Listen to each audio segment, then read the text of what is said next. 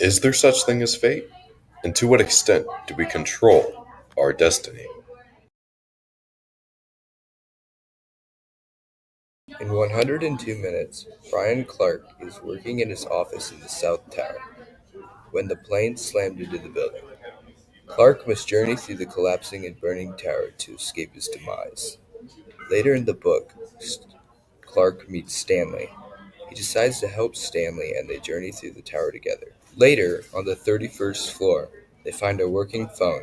However, they both make a personal phone call before calling 911 for an injured person above. Both of these decisions could have killed Clark, but he did them anyways. This shows how the decisions controlled their fate. In Macbeth, we see fate being controlled by the characters' choices and actions throughout the play. For example, the beginning of the play when Macbeth kills King Duncan, which starts his fateful downfall. In the last act, Macbeth feels so much guilt and shame for his actions that he doesn't even care about his wife's death or the army that is coming to kill him. But his fate could have been avoided had he made different choices in the beginning of the play. Ultimately, Macbeth's fate was his own doing because of his choices.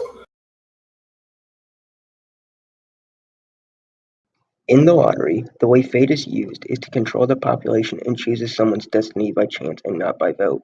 This is shown by saying who gets a black dot on their piece of paper. The person who gets that black dot on their piece of paper dies and shows whose fate was chosen.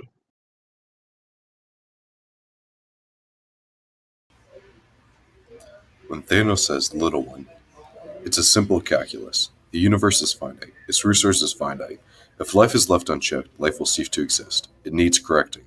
He is feeding into the idea that when an action is taken, the consequences of that extend out and can't be changed from that point forward. In this case, he is talking about how the universe is too full of life, and because of this, the universe can't survive, and the way that he can fix it is by wiping out half the universe. At the beginning of the movie, Thanos is speaking to Thor about his failure, saying, "I know what it's like to lose, to feel so desperately that you're right, yet to fail nonetheless. It's frightening. Turns a leg to jelly.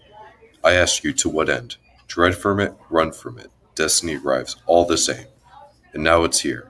Or should I say, I am."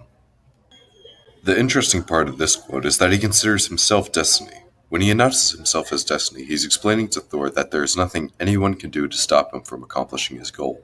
The rest of the movie is proof of that. As Thanos goes out to accomplish his mission of acquiring all the Infinity Stones, not even having to kill his own daughter will stop him.